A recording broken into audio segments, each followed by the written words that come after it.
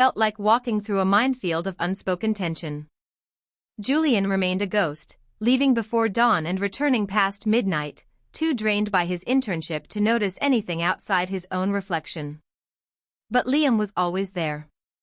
His presence filled the small apartment like a low, vibrating hum, a constant source of heat that Lillian found herself subconsciously gravitating toward. It happened in the smallest, most unavoidable ways. The apartment was cramped, its narrow kitchen barely wide enough for one person to move comfortably. On the fourth afternoon, Lillian stood by the counter, pouring water into a glass. She was lost in thought, staring out at the gray city drizzle, when she heard the soft thud of Liam's bare feet against the hardwood floor. "Let me help you with that," his voice rumbled from directly behind her. Lillian gasped softly, her shoulders tensing as she turned around. She hadn't realized how close he had approached. Liam was standing mere inches away, his towering frame completely blocking out the rest of the kitchen. He reached past her to grab a coffee mug from the upper cabinet. As he did, his chest brushed lightly against her shoulder. The contact was brief, but the sheer, radiating body heat emanating from him through his thin t-shirt was staggering.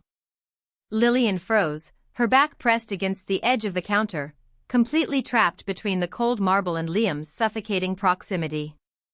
She could smell him, an intoxicating mix of cedarwood, clean laundry, and the faint, bitter scent of black coffee.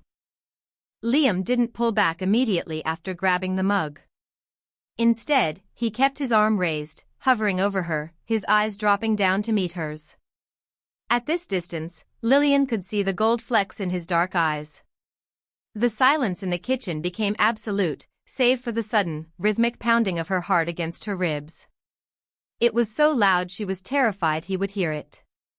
Her breath hitched, trapped in her throat, her chest rising and falling in rapid, shallow movements.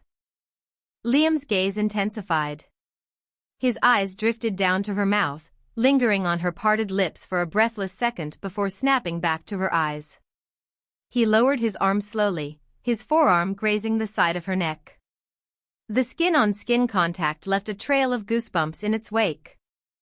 "You're holding your breath, Lillian," he murmured, his voice dropping to a low, gravelly whisper that vibrated against her skin.